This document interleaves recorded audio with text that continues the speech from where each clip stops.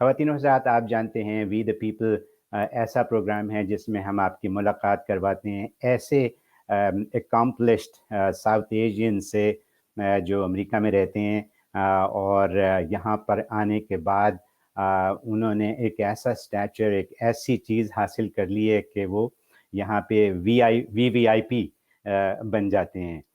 ये उनकी मेहनत का सिला है जो कि वो इतने अकम्पलिश और इतने सक्सेसफुल हो जाते हैं।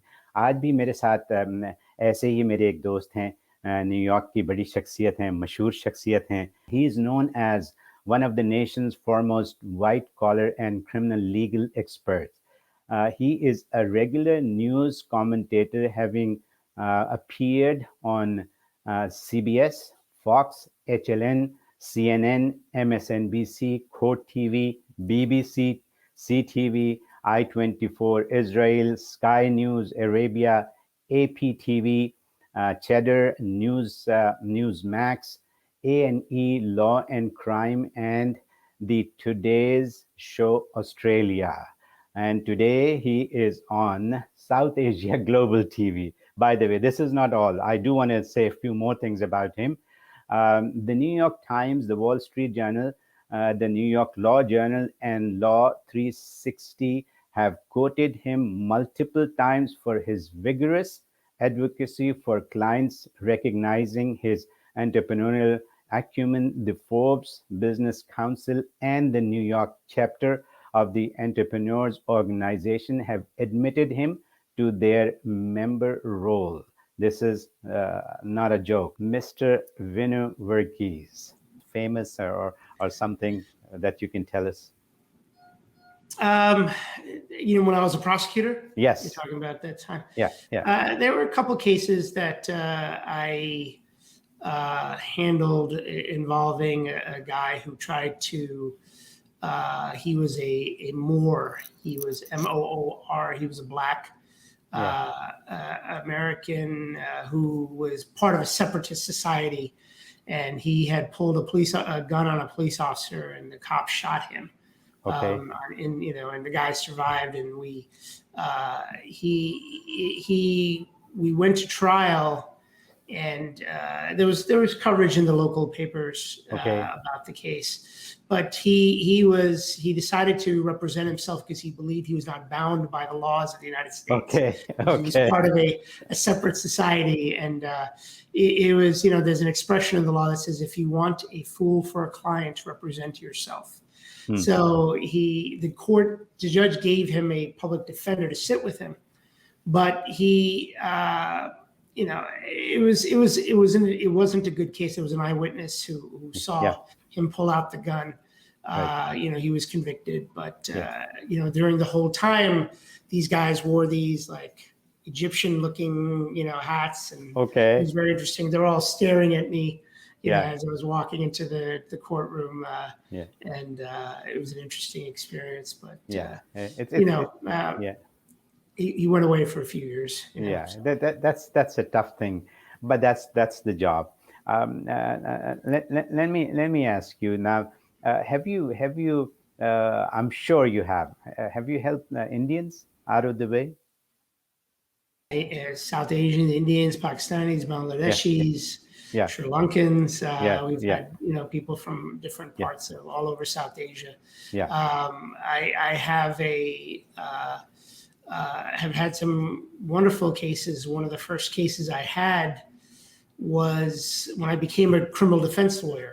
I left in 2006. Yes. I had a young man who was in finance who was charged with attempted murder out in Nassau County.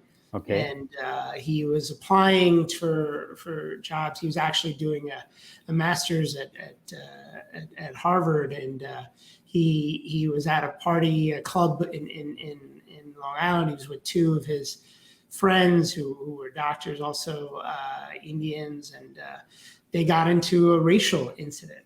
And in the course of the racial incident, they were being taunted, and he struck.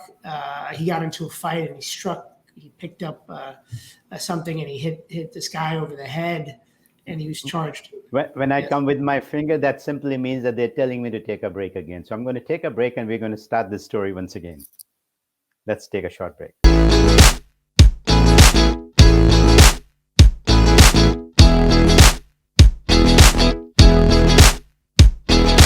Welcome back. You're watching We the People on South Asia Global. This program is being done in New York. I'm in New York, Parvez Mahmood, and I have my guest is Mr. Vinoo Varghese. He's professor of law. So this was a racially motivated kind of crime that happened then. Yeah, I mean, there was definitely some comments made by a couple of white guys at this thing, but the thing was, my client, he was hurt, but the other guy looked worse, and so he got arrested, and he was the only one arrested. And fortunately, we were able to do an investigation, and we found some of the bouncers, and the bouncers saw that the other guy had been the aggressor.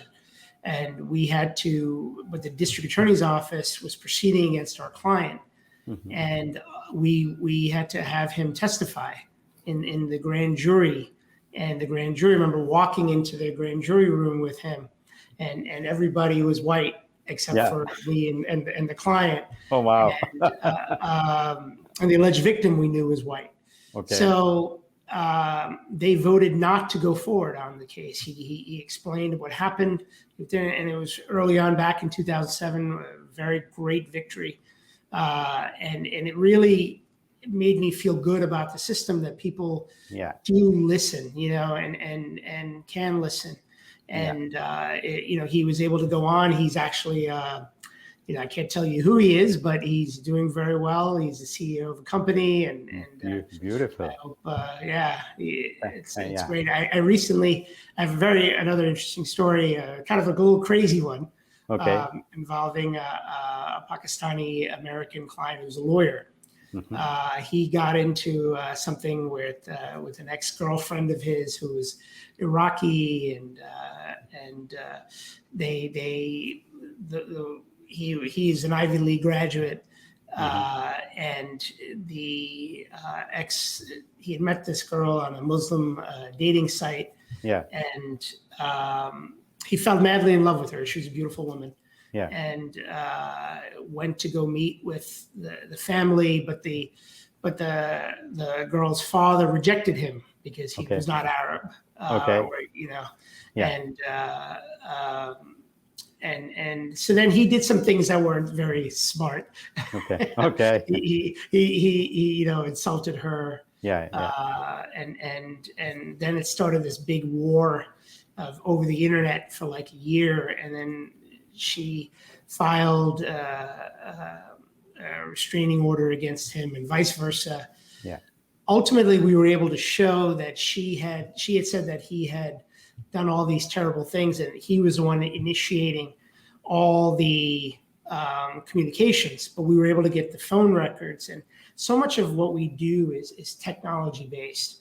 So she made statements, and she perjured herself in court, and we were able to show that, and ultimately get the case against him dismissed, and he was able to move forward. She was actually keeping him from getting his law license case, and he's now a practicing lawyer and doing very well. Beautiful. That was a much more recent case. Very nice. Awesome. Vinoo, let me ask you, I know that you teach also. So where do you teach? You, I guess, go to few universities?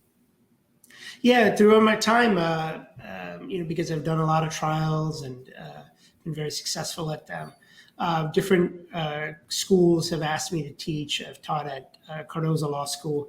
I'm currently teaching at Harvard, and that's what's better than going to Harvard is actually teaching there. I didn't go to Harvard, but they asked me to teach their students on how to how the real world works. So I started in 2019. They have this 3-credit course that they condense into 3 weeks. And what Harvard does is bring people from around the country, most of whom are their own graduates, but a few people like me who didn't go there. And I live up at Cambridge for the week, and I teach the students on how to do trials. And really, we do mock trials for the whole week and stuff. So I'll be doing that again in September. Last year, because of COVID, they didn't have it, but this year they're going to have it in September and stuff. So I enjoy it. It's fun. It's a way of giving back. And it's really enjoyable. So. Of course. The other question that I have for you, that when I was reading your bio, I read that you go to so many TV shows, and you're so much involved with the newspapers and writing and commenting and things like that. So Vinoo, how do you do all that? When do you find time to do all these things? You make the time. I mean, because I think when you get to a certain point, because of what we do, what I do, I consider myself blessed. I mean, to be in America arguing, defending clients in the highest courts in America. I've argued, I've filed a couple of petitions in the United States Supreme Court. I have argued in federal appellate courts and won. It's an honor, and I feel blessed that I feel like this is what America is all about, right? We can come here. It doesn't matter your background, doesn't matter. You can rise up and defend people. I defend people of all races and religions and colors. It doesn't matter. People, what's a great thing at this point, you had asked me earlier about representing Indians or South Asians, Pakistanis and stuff. We don't have an ethnic client base. I don't have any particular one group that I represent. I have white people, black people, Indians, Pakistanis, Koreans, Russians, Africans. Right. And because I'm at a point in my career where people just come to me because they believe I'm the best, and I'm able to, and people hire me to get them out of trouble. This is an important thing to understand. So when you were writing, when COVID hit and the lockdowns began in March of 2020, when Cuomo announced it was March 20, he announced that Sunday the 22nd, that New York would be locked down. He designated all these professions as essential. Cops, prosecutors were designated as essential. So were liquor stores. Okay. Guess what he did not designate as essential? The criminal defense attorneys. Yes. Right? Can you believe that? Yeah. So basically, by his order, he said that cops can lock people up, but attorneys couldn't do anything. So that night when the order came out, I wrote an op-ed, and the next morning it was published in the New York Daily News criticizing him. The very next morning, criminal defense attorneys were declared essential. And so we've been open the entire time. We never stopped meeting with people. Yeah. Now, some clients prefer to do Zoom. I'll tell you, I've had a Zoom with Pathans in Pakistan. Really? I've had cases, international cases. Yeah. I've done that. So we were doing Zoom before Zoom became a household word. So we've had I've been in a prison in Brazil. In Sao Paulo to visit a client who had a case here, international money laundering case. In New York, but he was being held in Brazil. He was taken there, and I went into a Brazilian prison. So I've, the nature of our work, while some of it can be remote, right? And sometimes it is when we have international, people who aren't here or they have cases here. With their families, we do it. Last break. Okay, they're telling me to take the last break, and after that we will conclude. But we have some very interesting questioning coming for Vinoo. So let's take a short break.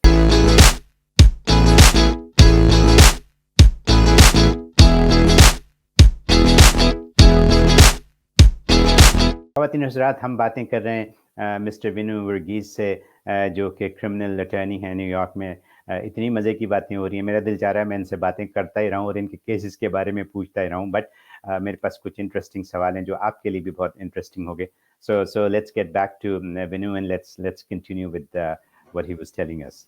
Go ahead, Vinoo, you're on. Yeah. So while some clients are we have to, because they're in different parts of the world, we do virtually. Most people want to come in and they want to talk because of what they have to talk about is so serious. And it's so we've been open, and we're proud to be open, and we've been meeting with people. Most of the conferences have still been virtual with the courts, but they're starting to open up, and hopefully we'll get back to normal here sooner than later. Yeah, beautiful. Let me ask you, I know lots of people are watching us in India and Pakistan and all over the world, and I know that there are lots of students going to law school or thinking of going to law school. My question to you is that, how can people follow on your footsteps?